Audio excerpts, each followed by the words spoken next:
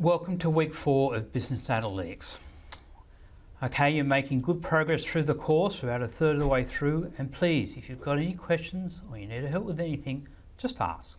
We hope you're enjoying the course, and please make sure you keep up to date with all your readings and your study and your exercises, and make sure at the end of each week you're sharing what you learn with someone who's not involved in the course. That is an invaluable practice that you can get from doing this work. So, what questions have we got for this week? So this is really part 2 at looking at the information infrastructure to support analytics.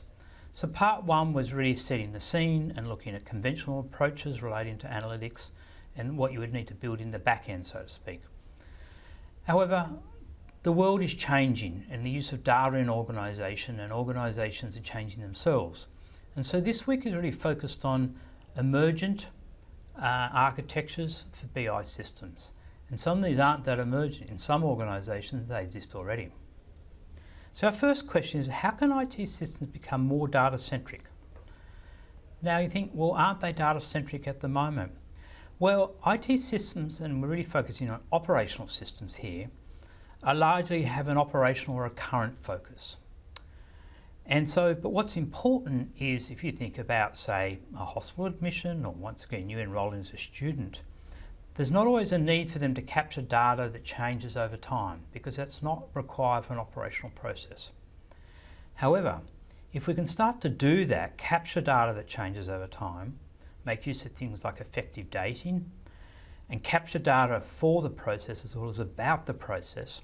So what's your experience, what's your success criteria, for instance, in enrolling at uni or being admitted to a hospital, then we can start to find out a lot more information around the process so we can have analytics assist in improving that process.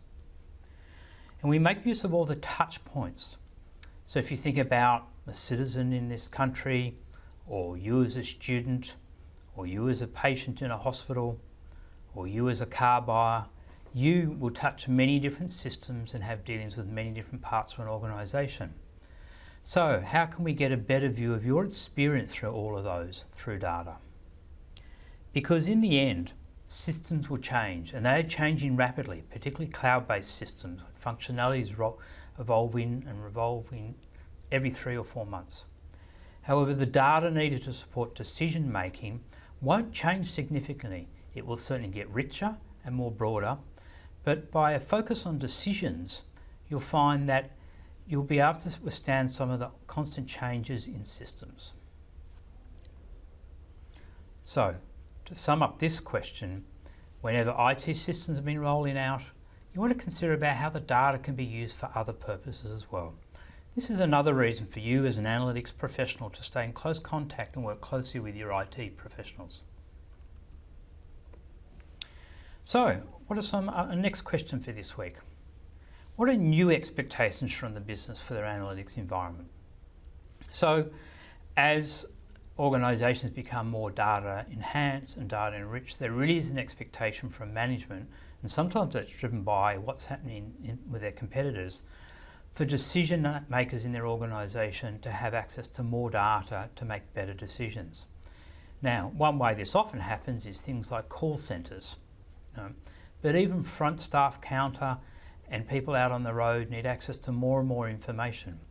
And so self-serve has been a massive growth area in analytics over the last 10 years. Another expectation is that reports and dashboards and ad hoc queries will shift from being solely focused on what's happening now, what's happened, but what's going to happen. And being able to predict changes, whether they're positive or negative. Big data technologies increasingly are being integrated into system architecture, and there's predictions that AI technology will become mainstream for analytics software in the next 2 to 3 years. So this field is changing very rapidly. So you want to be aware of those changes, and the learning tasks for this week, including some of the readings, will assist you in that. Our next question for this week is really getting into some of the data quality issues. So all these tools, all this data, all these stakeholders, all these decisions keen to make use of this information. It's not as easy as all of that, unfortunately, because data quality is not absolute.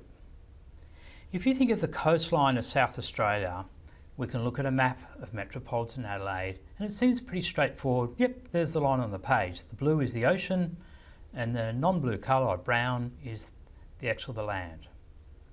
But what does that line represent? Is it high tide? Is it low tide? Is it the level of the sand dunes that get washed away? Is it some other arbitrary measure?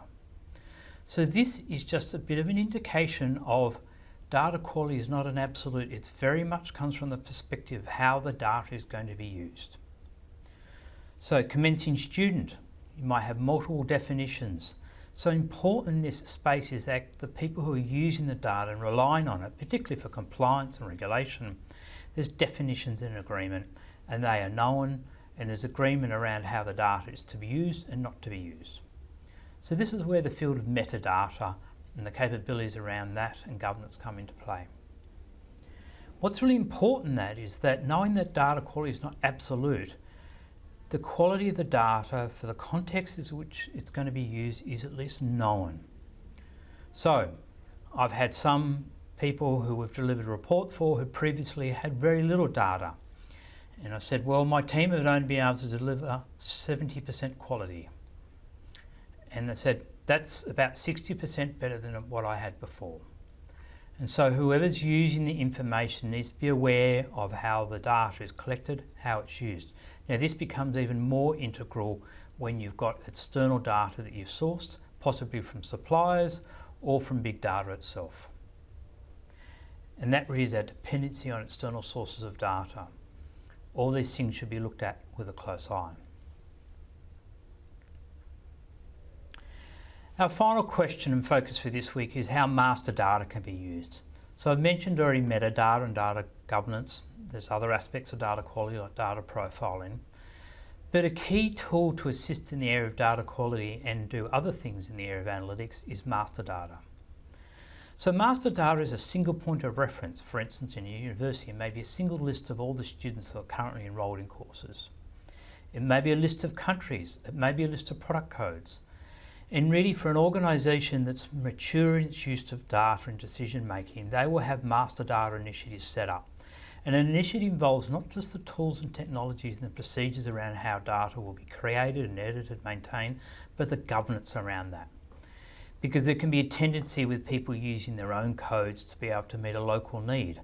And that need may be very valid, but doing that without consideration of the larger goal can be a challenge. You may even have a consideration of things like information decision delegations.